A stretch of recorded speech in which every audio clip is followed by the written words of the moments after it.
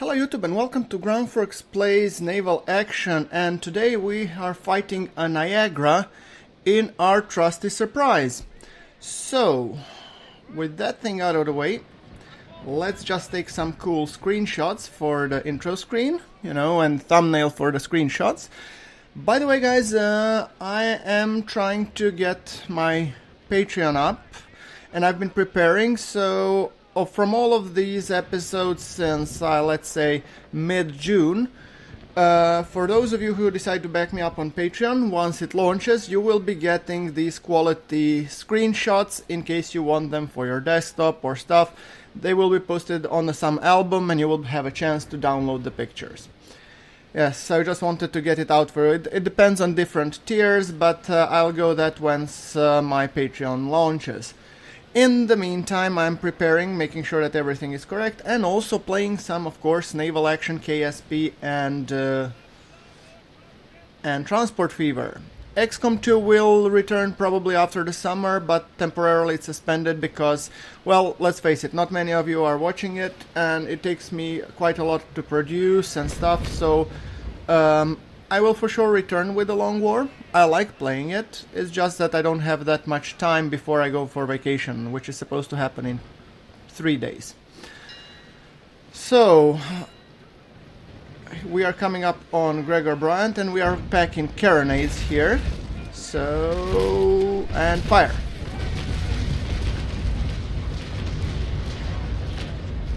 Decent opening, 8 to the hull, 1 to the cannons. I found out that initially I was thinking that the Carronade loadout on the surprise is actually a bad thing. Now I tend to think otherwise, because I think it's actually very, very good. I like it because it gives me that extra punch that I need, and I play up close and personal anyway. Also, I found out what I've been doing wrong, and you will see that in the coming episodes. I'm missing a fleet.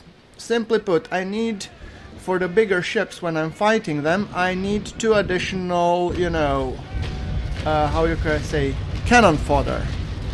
And I literally mean cannon fodder ships. So yes, I will be introducing, I think I'll take Pickle and Ling, something cheap anyway, just to draw fire away from me for the larger ships. One-on-one I can deal with to a degree.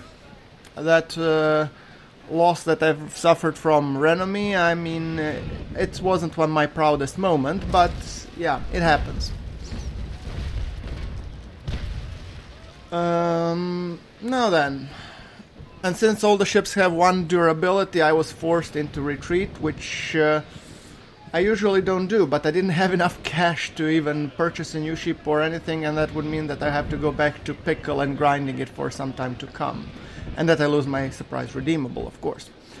So, I think the single durability, despite that fact, I actually like it. It forces me to do tactical choices in terms of whether I will press the engagement or retreat or whatnot. So I think it's a good balancing strategy.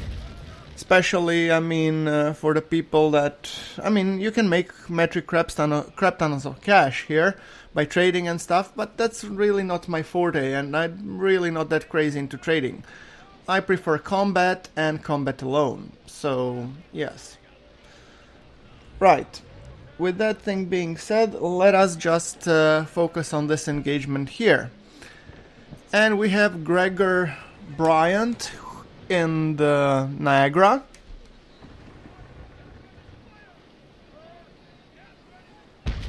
Whom I will assume is,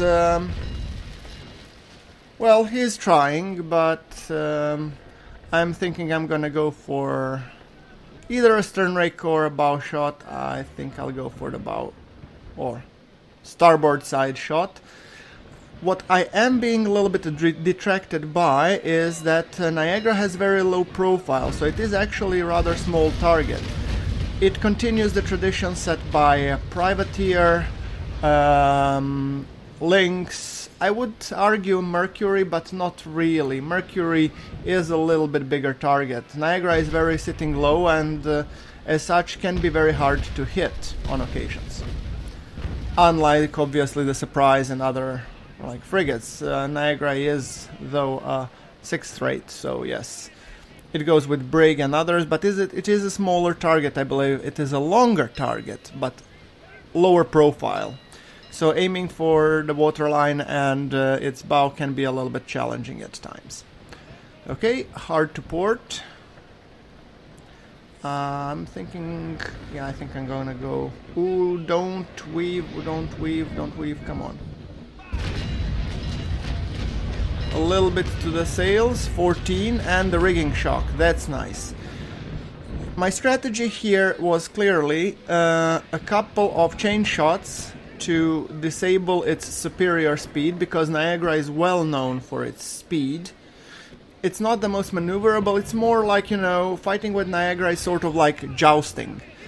But with the 68% sails, that ship will be going nowhere fast. So, yes. And that was my strategy. First, you know, incapacitate it and then pound it to the death. And given that I have stronger armor and I believe higher armament, that gives me a chance to actually soak up a few broadsides before I go, you know, all in. Right. Night time comes, making it a little bit difficult to aim. Fire.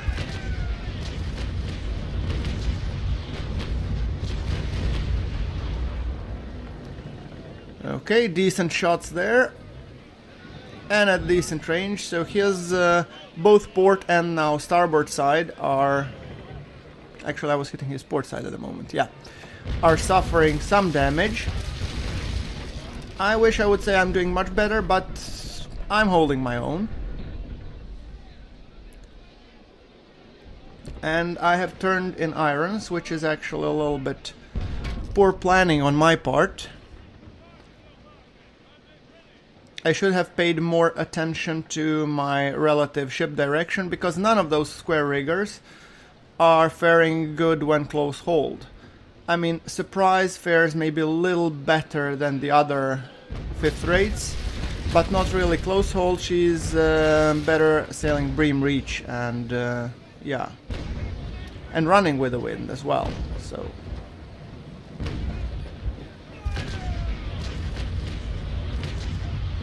Okay, couple to the hull, 3 to the crew. I mean, at this range, I don't have high expectations. But I figured by the time we go for another pass, my Carronades will already be reloaded. So I might as well, you know, pound some hot lead into Gregor Bryant's starboard side. And I'm thinking that's exactly what I will do. Now... He hit my pump. Oh joy. I think I'll actually, rather than that, I'm gonna go for the urgent repair, making sure that it's fixed. And now we are in the strong position wind-wise. So I don't want to go too fast. I'll take the half. So... Followed by rolling front fire mode. Carronades are reloaded. Depower the sails so we don't heal. I think my carronades are too high up. Come on. Damn you. Fire. See, this is the problem which you have if you're fighting too close to Niagara. Most of your cannonball shots will go overboard. And that's one thing that you have to be careful when you're fighting a lower profile ships. And it goes the same for Lynx and I would say Privateer. So if you're too far, you don't do enough damage if you're packing carronades. If you're too close, then your shots go over the masts and over the deck, so to say. Hard to port. Nevertheless, I am fully intent to seal his fate on the next joust, so to say. So I have loaded balls and chain and front and back. I aim to pick up some speed. Now I should have I should be going, yeah, I am going a little bit once again towards the wind, which is not the best place, but I need to catch him, so yeah.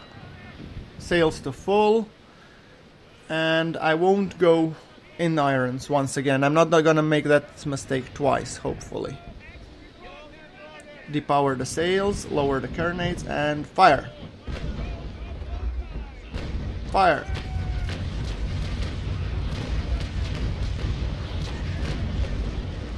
Okay, 12 to the hull. This has been a nice pass, so I'll quickly hard to port.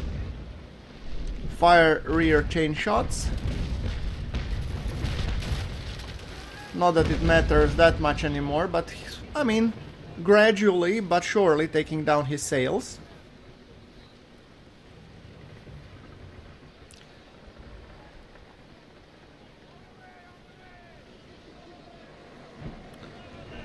Right, okay, and fire. Oh, 6 to the hull, fire, cannon, all the better parts of the engagement. Well, that's just beautiful. And now I can turn hard to starboard and hopefully go for the stern rake and the finishing move. Fire.